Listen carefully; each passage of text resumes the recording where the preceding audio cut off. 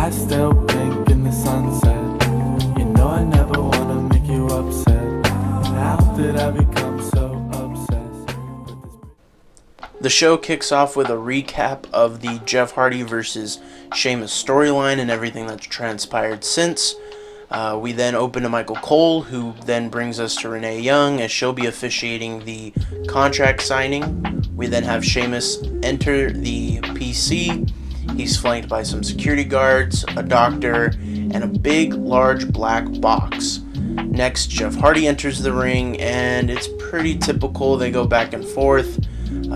Sheamus putting down Jeff Hardy and everything that he's done, all the personal demons that Jeff has struggled with, Jeff coming back and saying he's a different person and things have changed, but then Sheamus says that he doesn't feel safe wrestling Jeff, saying that if he's going to wrestle Jeff Hardy, he needs to make sure Jeff Hardy is clean, I guess.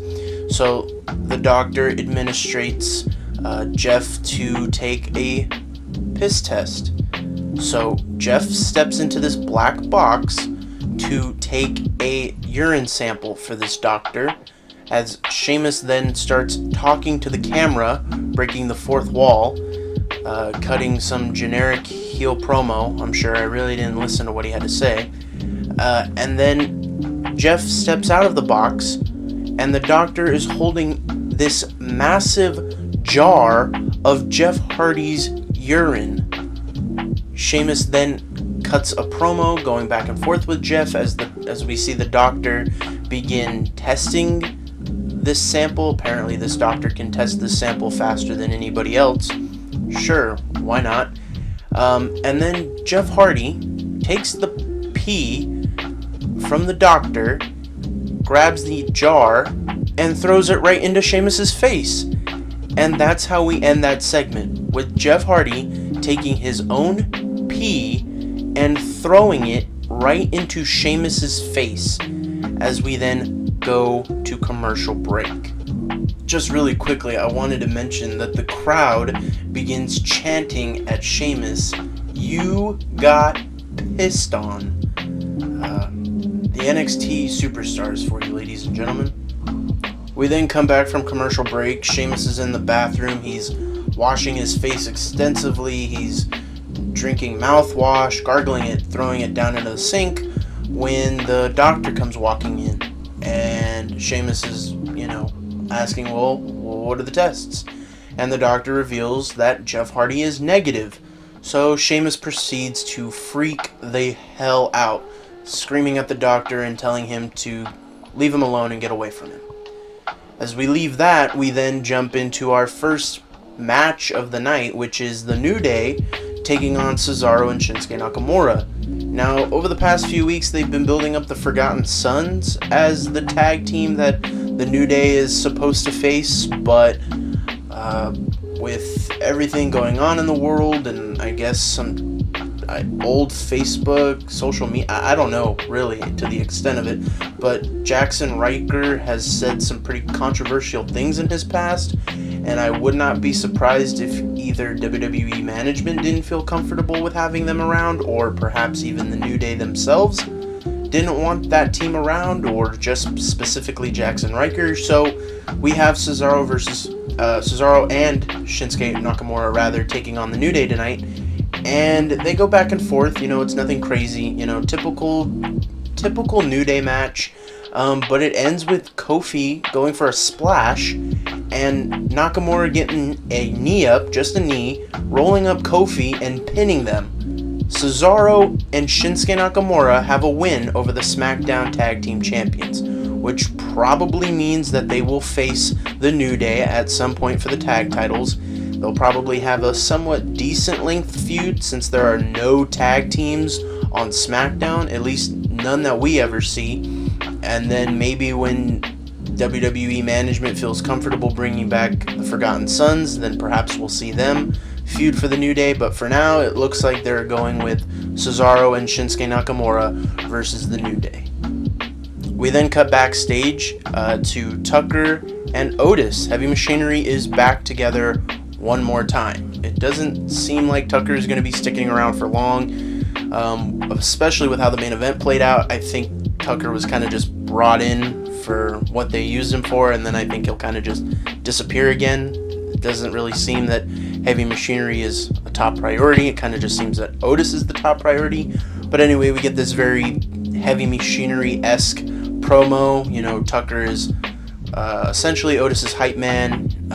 Otis is blindfolded. He's smelling this mystery meat that Tucker is offering him. Mandy Rose comes up, kisses Otis. You know, Otis pulls off the mask. She wishes the team good luck in their main event match, the 6-man tag team match later on tonight. And then, in the background, we cut to Sheamus and Jeff Hardy just starting to beat the holy hell out of each other as we then go off to commercial break. We then come back from a commercial break with Cole telling us that the Intercontinental title finals are up. AJ Styles versus Daniel Bryan. Ladies and gentlemen, buckle your seatbelts. This is a long match. They go through 4 commercial breaks. But before that, we get a Intercontinental title promo package giving us the lineage and the history of the championship. And then it kind of just bleeds into an AJ Styles versus Daniel Bryan promo. And so they make this match feel like a very big deal. And they treat it like a very big deal because, like I said, they go 4 commercial breaks. This was essentially the bulk of SmackDown. It happened within the end of the first hour.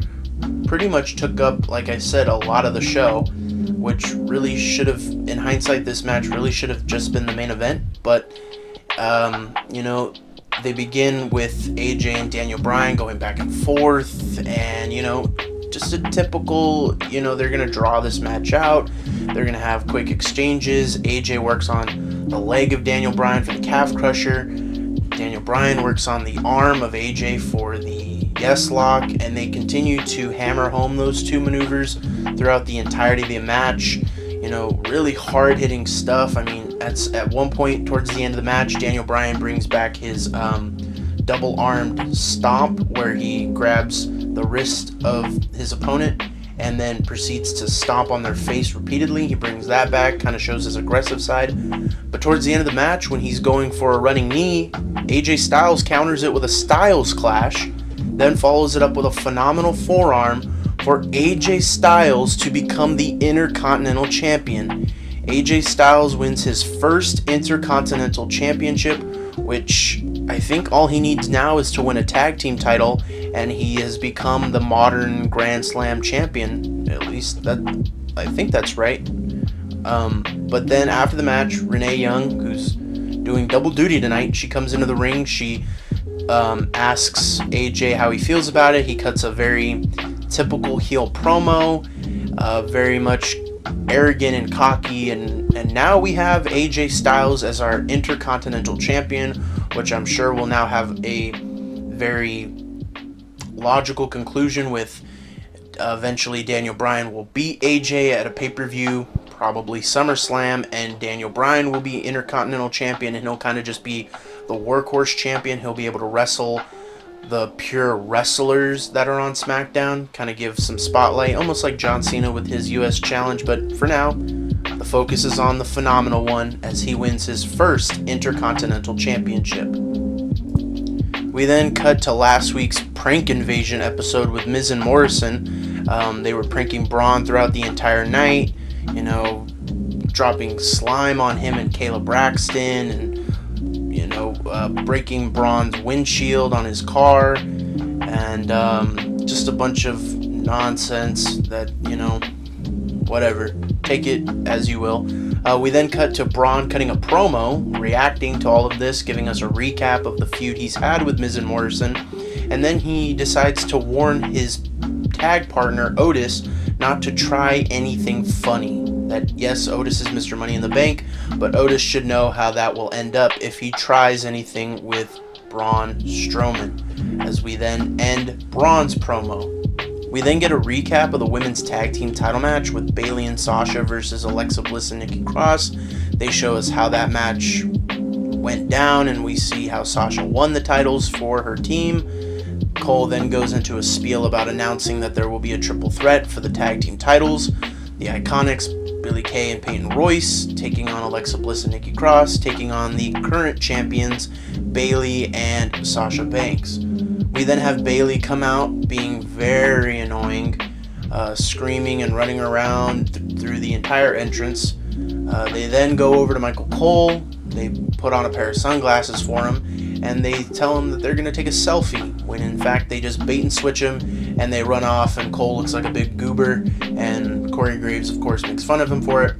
Bayley then gets in the ring. She cuts a very typical promo, one she's been cutting for months now, seemingly, where she just talks about how her friend, Sasha Banks, is the best, and there's no dissension between them, and everything's sunflowers and rainbows. Sasha kind of does the same thing, more or less. And then Bayley is about to read some poetry to Sasha when Alexa Bliss and Nikki Cross interrupt. They get into a war of words briefly before the Iconics via satellite, which was clearly recorded when they came in to do tapings for Raw. They just cut a generic promo, and then Alexa Bliss and Nikki Cross begin attacking the champions. They clear them out, and that's how the segment ends. Alexa and Nikki Cross stand tall in this very clunky, weird, clearly they needed to give the audience a break between two matches, and they needed to fill time. So that's where we got this very weird, very out of place promo and hype, I guess, if you want to call it that, hype, for this women's tag team title match. We then get the beginnings of a new Miz and Morrison music video when it's suddenly cut off by Braun Strowman's music, and it is now time for our main event. Braun Strowman makes his way out, and then Heavy Machinery makes their entrance, and then we cut to our commercial break. And by this point, there is like maybe 15 minutes left, so you could tell that this main event is not going to be very technically wrestling savvy. It's going to be very quick and rapid, and that's pretty much what we get, but we'll get into that in a second. We then come back to SmackDown with a quick Matt Riddle promo, hyping up that he will be on SmackDown next week. So buckle in, Matt Riddle will be making his SmackDown debut next week. We then have Dolph Ziggler come out, joined by Miz and Morrison. They all do the slow-mo entrance. Essentially the match just begins with the babyface just pouncing and beating down on the heels, taking quick tags, all of them getting in their moves. When then suddenly we see Baron Corbin pulling a Batista. He tells the cameraman to follow him, just keep his distance, I guess, as if Mandy Rose can't see this. Mandy Rose is watching the main event as Baron Corbin approaches her and begins asking whose idea was it to wear his crown, and he understands why she ordered Otis to do that, because Otis is not a real man, and Baron Corbin is, and Mandy Rose should be with somebody like Baron Corbin. And Otis is watching all of this, and he just bails. He just leaves the match, runs up the ramp. Then we cut to the backstage area where Otis just jumps right onto Baron Corbin, slams him into the, I guess, caging area that was next to this monitor, and just begins beating the hell out of Corbin as we go into a commercial break.